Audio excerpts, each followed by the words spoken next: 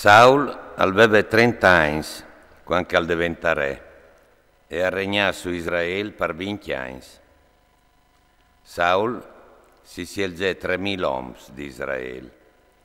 2.000 erano con Saul a Micmas e sulla monte di Betel e 1.000 erano con Jonate a Gabae di Beniamin. Se che restava dal popolo, Saul gli mandò ognuno te sottende. Allora Jonate al fruzzà il presidi dai Filisteos cagliere a Gabae, e i Filisteos avvenirono a savelo dal momento.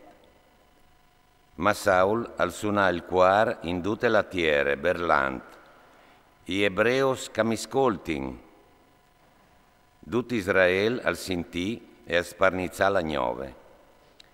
Saul alla fruzzato il presidi dai Filisteos e ormai Israele alla inrotis coi Filisteos. Il popolo si introppò da ur di Saul a Galgalè. I Filisteos si der in d'ogni per bat Israele. 3.000 chiars, 6.000 chiavai e une troppe tanche il savalon sulla riva del mare e avvenirono a campassi a Micmas, a Jebade di Bet Aven. Quando gli israeliti avvioderin che la roba era grivie, che iuvevi zates questis, la int e lei applatassi tai landris, tes busis, tes foranatis, tai fossai e tai pos. A passarin anche pai vasi dal Giordan, te tiere di Gad e di Galad. Saul all'era anchiamò a Galgale e il popolo che all'era con lui al trimave di pore. Aspettassi e dis da ur che aveva destinato Samuel. Ma Samuel non venì gran a Galgale e i soldati, lasciando in plante Saul, si sbandarono. Allora lui al disè, portai mica l'olocausto e i sacrifici di pace e all'offrì lui l'olocausto.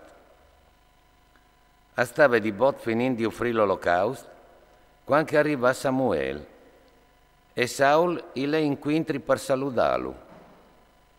Disse al Samuel, c'è sto fatto? E Saul gli rispondè, ho veduto che i soldati mi implantavano e si sbandavano. Tu non tu ieri sentiamo venuto, giornate stabilite, e i Filisteos erano induiti campassa a Micmas.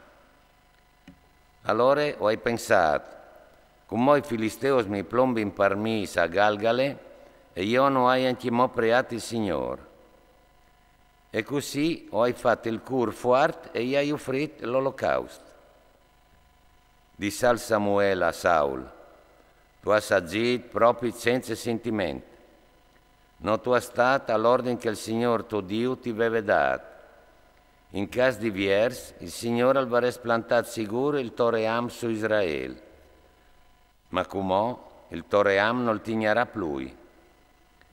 Il Signore si è cirut fuori un uomo secondo il suo cur e lo abbia destinato a chiave dal suo popolo.